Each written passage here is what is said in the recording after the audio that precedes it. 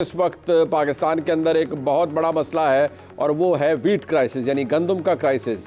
ये इस वक्त शॉर्टफॉल नहीं है बल्कि सरप्लस है और उसकी वजह ये बताई जा रही है कि निगरान हुकूमत यानी आज की हुकूमत ये कहती है कि निगरान हुकूमत ने ज़रूरत से ज़्यादा गंदम इंपोर्ट करने की इजाज़त थी, जिसकी वजह से आज पाकिस्तान के अंदर जो वीट की मार्केट है यानी गंदम की प्राइस है वो क्रैश कर गई है, जिससे किसान को बहुत बड़ा नुकसान हो रहा है।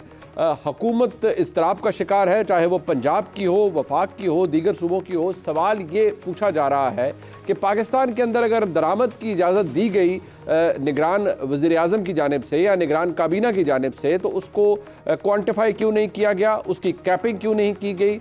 अगर प्राइवेट सेक्टर को इजाज़त दी गई कि गंदम को इंपोर्ट किया जाए तो फिर उसको क्वांटिफाई क्यों नहीं किया गया, मेजर क्यों नहीं किया गया, एक हद से ज़्यादा इंपोर्ट करने की यानी दरामद करने की इजाज़त क्यों दे दी गई। ये ऐसे सवालात हैं जिनका जवाब सिर्फ निगरान हुकूमत ही दे सकती है। जबकि वज़ीर-ए-आज़म पाकिस्तान जनाब मोहम्मद शहबाज शरीफ साहब ने एक कमेटी बना दी है, हाई पावर्ड कमेटी है, सेक्रेटरी कैबिनेट उसको हेड कर रहे हैं कामरान अली अफजल साहब, और उनसे आज वज़ीर-ए-आज़म पाकिस्तान की मुलाकात भी हुई और वज़ीर-ए-आज़म ने उन्हें डायरेक्ट किया है और ये वाज़ेह इंस्ट्रक्शन दी है कि बगैर किसी लगी लिपटी के क्लियर पिक्चर पाकिस्तान में हुकूमत को दी जाए। वज़ीर-ए-आज़म पाकिस्तान को पीर तक ये रिपोर्ट पेश की जाए। एक तहकीकाती रिपोर्ट ऑलरेडी आ चुकी है और उसके बाद अब फैसला ये किया गया है कि साबिक निगरान वज़ीर-ए-आज़म जनाब अनवारुल हक काकड़ को भी इस कमेटी के सामने तलब किया जाएगा और उनसे भी सवालात किए जाएंगे। अब उन सवालात का जवाब क्या अनवारुल हक काकड़ साहब के पास मौजूद है या नहीं। साबिक कंसर्न वज़रा उनको भी बुलाया गया है और कमेटी उनसे भी सवाल करेगी। कुछ ब्यूरोक्रेसी के अंदर जो अहम तैनातियों के ऊपर लोग मौजूद थे उनसे भी सवाल किया जाएगा।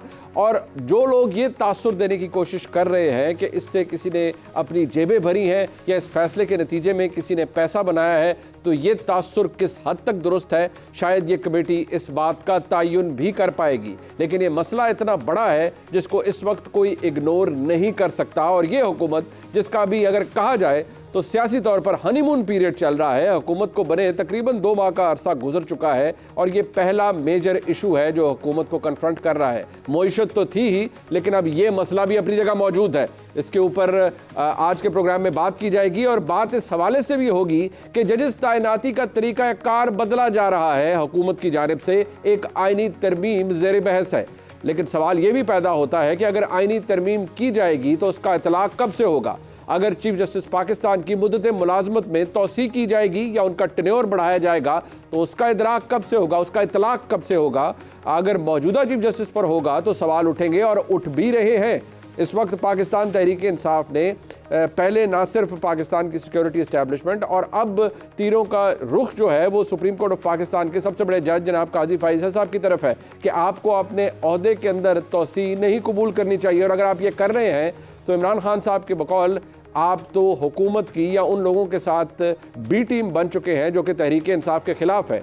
अगर इसका इतलाक़, इस तरमीम का इतलाक़ वाकई मौजूदा चीफ जस्टिस पाकिस्तान पर होता है तो इससे बहुत से सवालात भी जन्म लेंगे। उनको भी आज के इस प्रोग्राम में डिस्कस करेंगे। इस वक्त मेरे साथ मौजूद हैं साबिक निगरान वज़ीर-ए-आज़म जनाब अनवारुल हक काकड़ साहब। काकड़ साहब, बहुत शुक्रिया आपका, आपने कीमती वक्त दिया। आमतौर पर वज़ीर-ए-आज़म जब निगरान वज़ीर-ए-आज़म अपने मनसब से अलहदा हो जाते हैं तो ख़बरों में नहीं रहते, लेकिन आप आज भी ख़बरों में हैं। सेनेटर तो आप हैं ही, लेकिन ख़बरों में ज़रूर हैं। इस वक्त जो एक तूफ़ान बरपा है काकड़ साहब, वो अपनी जगह मौजूद है। एक तहकीकाती कमेटी बन गई है और अपेरेंटली उस तहकीकाती कमेटी ने आपको आज बुलाया था, आप तशरीफ़ नहीं ले गए। तो पहले तो ये क्लैरिटी दीजिएगा कि आपको किसी ने अभी तक बाज़ाब्ता तौर पर बुलाया है कि कहीं आप आकर अपना मौक़िफ़ दें? नहीं, मुझे बहुत शुक्रिया मुनीब साहब। मैं भी अभी आपके इस इंटरव्यू से पहले मीडिया में मुख्तलिफ ज़राए से ये बात सर्कुलेट कर रही है, बट नहीं, ऑफिशियली मुझे कम्युनिकेट अभी तक किसी ने नहीं किया किसी भी किस्म की कमेटी में अपीयर होने का। और क्योंकि मौजूदा वज़ीर-ए-आज़म शहबाज शरीफ साहब ने फ़ैसला किया है कि कमेटी अपना काम करेगी, पीर तक उन्होंने अपनी रिपोर्ट फ़ाइनल करनी है और शायद आपको कमेटी बुलाएगी भी, तो आप भरपूर ताउन का इरादा रखते हैं?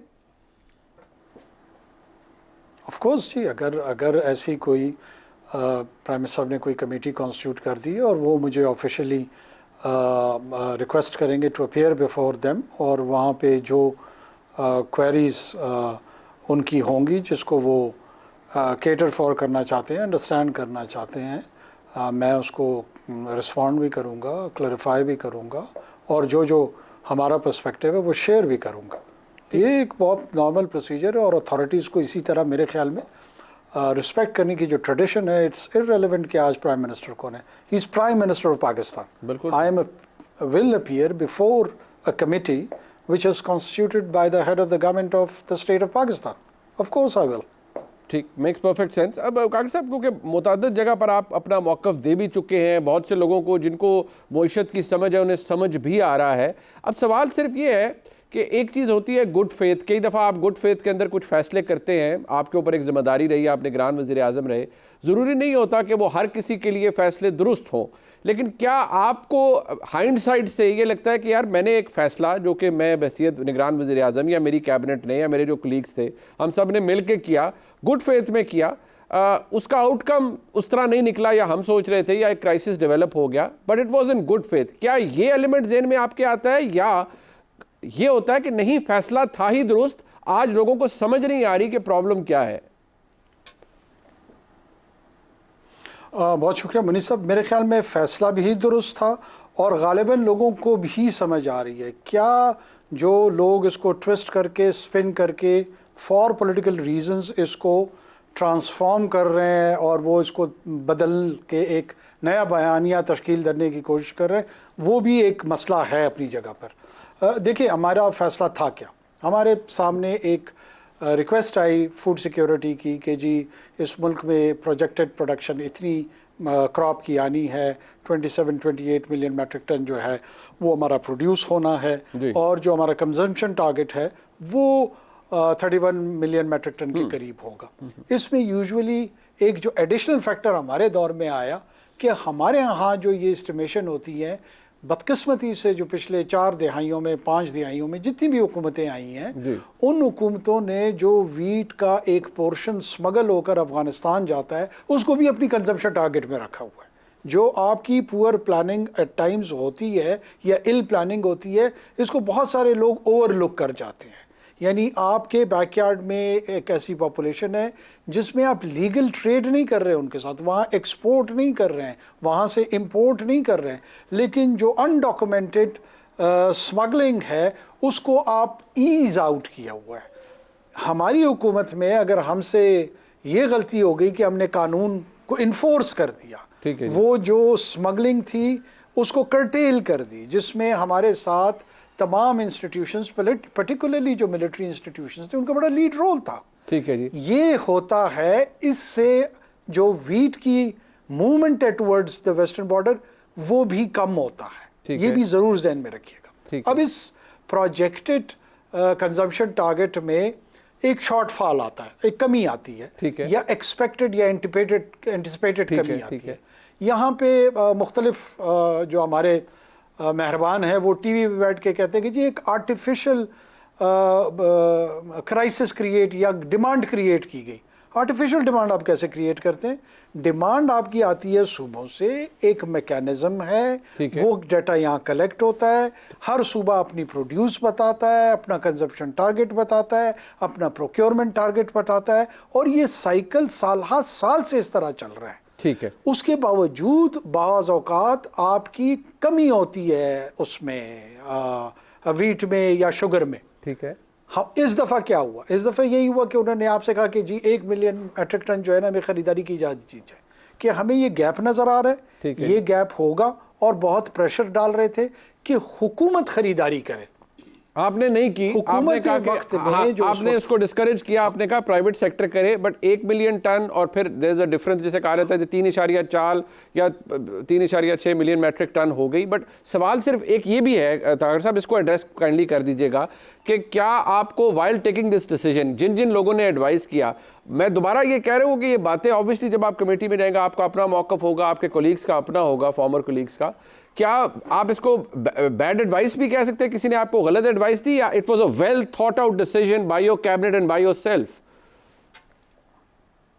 It was an excellent advice. Okay. Why I am saying so? It was an excellent advice due to the interference and intervention of this private sector at a कम हुआ, आटे की कीमत कम हुई, रोटी की कीमत कम हुई। पाकिस्तान में जो पावर्टी लेवल, जो ख़त गुर्बत से नीचे रहने वाले 40% लोग हैं, जिनकी तादाद 10 से 11 करोड़ बनती है, उनको रोटी सस्ती मिली। इन्फ्लेशन कम हुआ। ब्यूरो स्टैटिस्टिक्स ऑफ पाकिस्तान इसको रिपोर्ट कर रहा है। इसकी फूड आइटम्स की कम कीमत की वजह से इसका असर पड़ेगा। जो मार्कअप रेट है बैंक्स का, उसका ओवरऑल हमारे इकोनॉमिक हेल्थ पे जो असरात आएंगे वो आने वाले दिनों में मजीद जाहिर होंगे। IMF, वर्ल्ड बैंक, तमाम लोग इसकी तारीफ कर रहे हैं, मां सिवाय चंद लोग मीडिया पे बैठ के जो हमें गालियां दे रहे हैं जहालत की बुनियाद पे, कमिलमी की बुनियाद पे, जिनको किसी बात की कोई समझ नहीं है, जिसका ताल्लुक ट्रेड से हो, जिसका ताल्लुक इकोनॉमी से हो। ये ऐसे है जैसे आप किसी दर्जी को कहें कि जनाब आप कार्डियक पेशेंट का सर्जिकल ऑपरेशन कर दें। अच्छा, अरे इकोनॉमी की सूझबूझ नहीं है। अरे सर, बात यह है कि चले मीडिया पे बैठे हुए 4, 6, 8 लोग जिनको इल्म नहीं है, जैसे आपने कहा, उनको पता नहीं है, पढ़े लिखे नहीं है, उनको अंडरस्टैंडिंग नहीं, वो एक और बात सकती है। पूरी हुकूमत, इन पर्टिकुलर पूरी मुस्लिम लीग नून, वो ये कह रही है सिंगुलरली आपको, आपकी कैबिनेट को आपको रिस्पॉन्सिबल करार दे रही है। तो क्या ये, आप तो उनके पॉलिटिकल राइवल भी नहीं है, ना ही आपका ताल्लुक तहरीक इंसाफ से है, ना ही किसी और सियासी पार्टी से है, तो आपको ये सारे लोग पिन पॉइंट क्यों कर रहे हैं? आप आज भी, आप अब सेनेटर हैं, you are the former caretaker prime minister, क्यों आपको ब्लेम कर रहे हैं? There is a political side to it, but nobody is able to understand that कि लोग यही सोचते हैं कि अच्छा जी आप उनके सियासी मुखालिफ तो है नहीं, इट मीन्स कि कुछ जरूर आपने गलत किया है, इसीलिए आपको मुर्द इल्जाम ठहराया जा रहा है।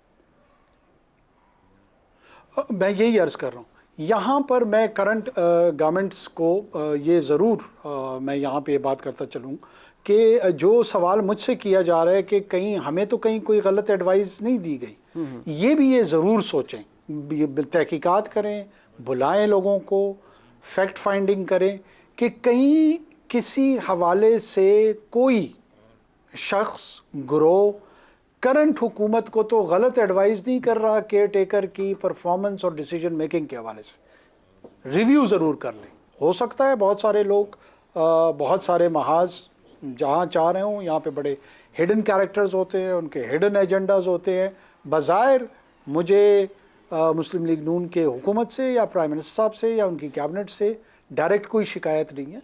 अगर ये कोई फाइनेंशियल स्कैंडल है तो इसको एक्सपोज होना चाहिए। अगर मैंने बिलियंस ऑफ रुपीस कमाए हैं तो मेरी बाकी मानदा जिंदगी जेल में गुजरनी चाहिए। और अगर ऐसा नहीं है तो जो बोहतान बांध रहे हैं या इस बोहतान को रिसेप्टिवनेस में तस्लीम करने का रुझान रख रहे हैं, वो अपने ज़मीर में ज़रूर झांकें।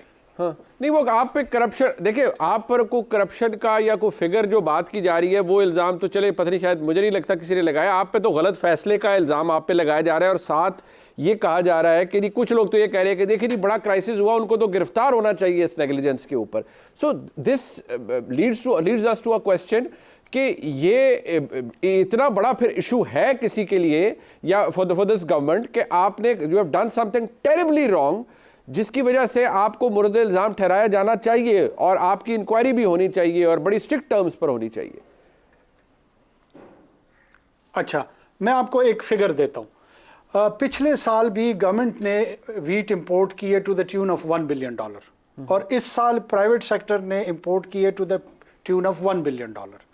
पिछले साल जो $1 बिलियन में 2.4 मिलियन मैट्रिक टन गंदम दरामद हुई है, उसी कीमत में प्राइवेट सेक्टर ने 1 मिलियन टन ज़्यादा गंदम जो है वो इंपोर्ट की है।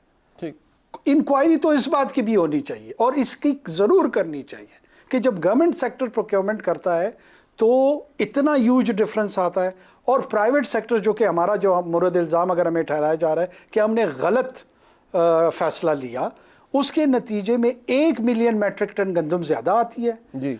आटा सस्ता होता है, रोटी सस्ती होती है। क्या ये किसी वक्त की हुकूमत की जिम्मेदारी नहीं है कि वो आवाम के लिए, मजदूर के लिए, आपके कैमरामैन के लिए, रक्षा चलाने वाले के लिए, आम शख्स के लिए फैसला किया और उनको सस्ती रोटी मिली? इसकी सजा अगर देनी है बिल्कुल दें। क्या वो 12 करोड़ अच्छा नहीं, कंज्यूमर बट कार साहब हो रहे थे, जब आप सस्ती वो रोटी की सर पाकिस्तानी बात नहीं कर थे? रहे हैं, बट सर आप सस्ती रोटी की बात करें, सस्ती रोटी तो हुकूमत कहती है हमने अब आगे की है जी 16 रुपए। आपके जब आप वजीर आजम थे उस वक्त पूरे मुल्क में रोटी की कीमत कहाँ कम हो रही थी? वो कह रही थी 20 रुपए, कहीं 25 रुपए, कहीं 22 रुपए, ये तो रेट था सर रोटी का। अब जो मार्केट को समझते हैं ना, यही तो मैं अर्ज कर रहा हूँ। आपने एट वंस लेट से मैं आ जाता हूँ, जो 6 माह के हमने इंटरवेंशंस मईशत की तो उनके असरात क्या जिस दिन आप फैसला करते हैं उसी दिन आती है? वक्त लगता है ना। अच्छा। ये इंपोर्टेड जो गंदम थी ये आई, ये मार्केट में गई, फ्लावर मिल्स में गई, आटे में कन्वर्ट हुई, कुछ वक्त लगा, तंदूर तक पहुंचा, उसकी कीमत पे असर पड़ा। 100 रुपए से 60 रुपए पे आटे की कीमत आई है। आप स्टेटिस्टिक्स जो इंडिपेंडेंट स्टेटिस्टिक्स है वो जाके चेक करें। मैं आपसे मुराद, मैं पाकिस्तान के अवाम से तारीफ एक्सपेक्ट नहीं कर रहा हूं, लेकिन अच्छे काम पे बुरा भला कहना और गाली और बोतान तराशी करना, मेरे ख्याल में हम ये डिजर्व नहीं करते and I ferociously defend that. आप उसे डिफेंड करेंगे और कमेटी के सामने भी आप पेश होने का मुकम्मल इरादा रखते हैं और आप अपना मौक़िफ़ सामने रखेंगे।